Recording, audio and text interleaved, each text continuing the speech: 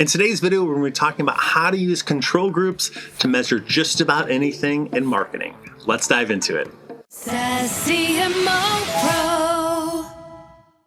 All right, hey guys, Bill Macaitis here, former CMO CRO of Slack, CMO of Zendesk, and SVP of Marketing at Salesforce. Thanks for joining SaaS CMO Pro. My mission here is to educate marketers, CEOs, VCs on modern SaaS marketing. For any of those groups, a huge part of your job is going to be measuring and understanding, hey, did this work out? Whatever we did, right? Like, did that work? And not only that, like, was it effective? Like, what was the ROI on it? I've been doing marketing a long time. It's about 15 years on the B2C side before I worked at, Slack, Zendesk, Salesforce. What you'll find is like, there's a lot of different tech out there to try to help you answer those questions. Answer those questions around attribution. Attribution at the end of the day is just going like, hey, you spent these people dollars, these program dollars. Did it work? And to what extent did it work? There's a lot of different software that will help you measure attribution, and today's, especially if you're in the B2B or AI space, what you'll see is you have more longer journeys. Like, people interact with you a lot of times 5, 10, 15, 20 times before they will actually buy with you. And you kind of have to break that down and, what works, what doesn't work. The attribution, did it work, did it not, right? And there's different models, first, last, any touch, regression models. But there's another kind of beautifully simple way to measure a lot of marketing activities that I don't see as many marketers embracing. And it's something maybe to think about. Again, if you're a VC, ask your portfolio companies to think about this. If you're CEO, ask your marketing team to think about it. If you're a marketing member, ask your CMO or whoever to think about it. And this is the basic idea of control groups. So for anyone that's kind of had, a science background, this is kind of familiar, right? Or any type of testing type stuff, where a control group is this basic idea is you're running a test and you will have a group. Like, one group gets the new experience, but you want to have a group that doesn't get the experience, right? And they're the control group. The reason that's important is because when,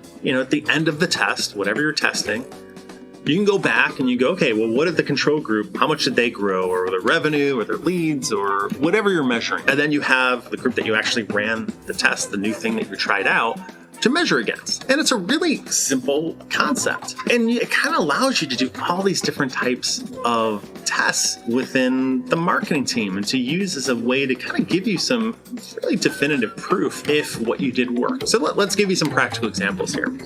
At Slack, we did a lot of ad campaigns. Yes, we're product-led growth, and yes, I love that. But you come a point where you're growing and you have the capital efficient growth stuff like the PLG, but you also still want to accelerate that, right? And maybe you're looking at a blended average. So we used a lot of ad campaigns. Ad campaigns were also helpful for us for getting us into markets that we didn't have usage, or maybe getting us into a vertical that we wanted to get into, maybe getting us into, a new country, new segment, whatever it is, right? What we did was we would say, hey, we're going to run this ad campaign. We're going to run it. We'll do like a geo control group. So we will choose 3 different cities. Maybe we're going to run this campaign in Denver, Austin, and Seattle. But then we're going to use the rest of the US as our control group and all the other cities, right? They did not get the ad campaign. And then at the end of it, we're going to measure whatever our KPIs are. So that might be, hey, how many leads came in? That might be how much did our aided or unaided awareness increase? How much more pipeline did we get? Did our net promoter score improve? Did our brand sentiment improve? Lots of metrics you can choose for any type of ad campaign. But by having a control group, we could measure and go, like, maybe our awareness was naturally increasing, right? Maybe it was naturally, every month we were going up, measure awareness. I think that's a big thing. But then, we look at the control group. Okay, here are the cities that it's going up. But now let's look at the cities that got the ad campaign. And maybe the awareness now is like this, right? Or, I don't know, it was growing here and then it goes higher.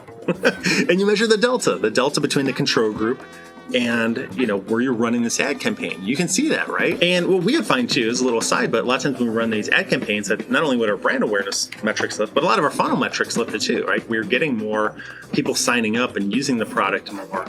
And they were spending more. Maybe even existing customers would see it and maybe they would spend more, right? That was kind of cool because a lot of times what will happen is, especially in marketing, is when you have whatever your new thing is, whatever your new initiatives, you tend to want to do it to everyone. I remember when I was at Salesforce and we were putting out a new homepage design, I was really adamant of, hey, I love this new homepage. This is great. I hope it's going to work. But I was like, we need to have a control group. We can't just turn it over to everyone on day one. We need to have a group of people that still see the old site so we can measure, right? We can measure the difference. Because here's the thing, like, you never know when, like, there's going to be a big time event that will come in. Like, something happens externally, right? A competitor launches a new product, right? Oh, all of a sudden a recession starts. And it starts getting hard to know if you turn everything over at once, like maybe you shifted the entire website over, but then the next day there was a big announcement from a competitor or something other externally happened. Maybe the site went down for a little bit or this or that. And then the numbers get really muddied and you're like, I don't know, did the external thing cause it or did this cause it?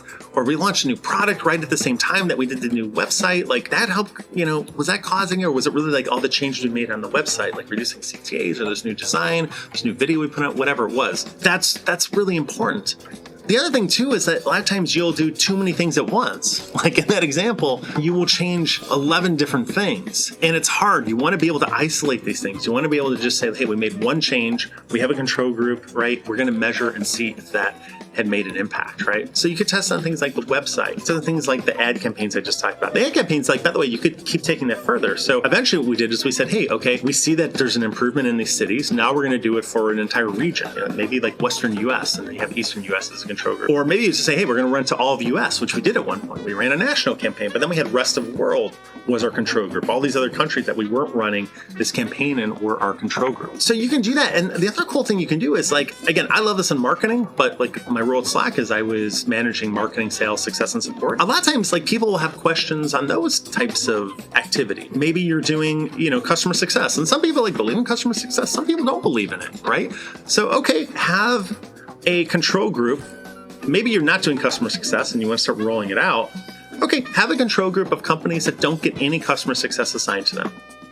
And then have the customer success team get assigned to a whole bunch of clients for the first time, right? And measure after that. Okay, how much more did they spend? Were they more active? What was their net promoter score?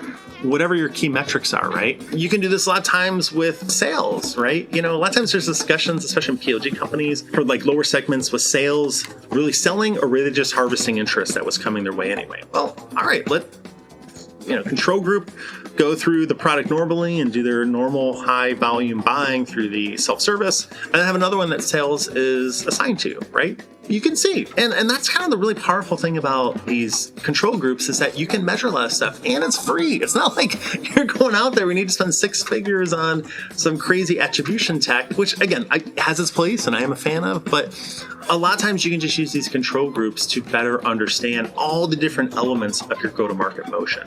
So anyways, hopefully that was helpful. I'd love to hear from you guys. How do you measure these hard things? Have you used control groups? What do you think is really effective? I read all the comments, would love to hear about it. And thanks again for joining SaaS CMO Pro.